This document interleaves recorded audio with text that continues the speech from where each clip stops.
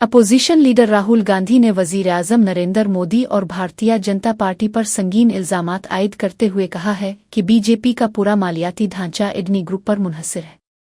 उन्होंने दावा किया कि वज़ीर-ए-आज़म ने मुल्क के अहम असासे बशमूल बंदरगाहें, हवाई अड्डे, सीमेंट कंपनियां, शमसी तवानाई और हुआ से बिजली पैदा करने वाले मंसूबे और तमाम बुनियादी ढांचा अडानी के हवाले कर दिया है।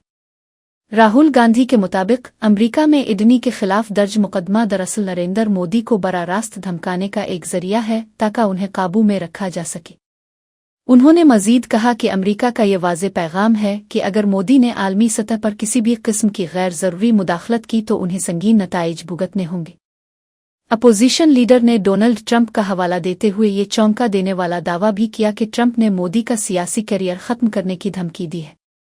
राहुल गांधी ने इल्ज़ाम लगाया कि मुल्क की दौलत चंद हाथों में मरकूज होकर रह गई है, जिससे कौमी सलामती और मईशत को खतरात लाहक है।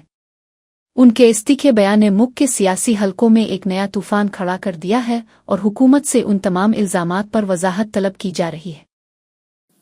और अडानी के बारे में थोड़ा सा मैं आपको समझाना चाहता हूं। मोदी जी और बीजेपी का जो पूरा फाइनेंस का स्ट्रक्चर है, यह अडानी है।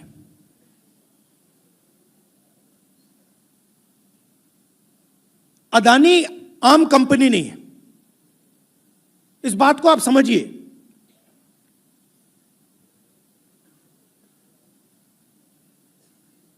अडानी बीजेपी, नरेंद्र मोदी, इनका स्ट्रक्चर है, फाइनेंशियल सिस्टम है।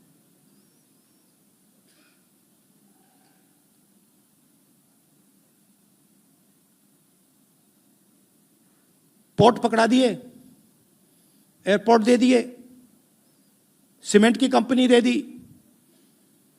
मुंबई का एयरपोर्ट उठा के दे दिया,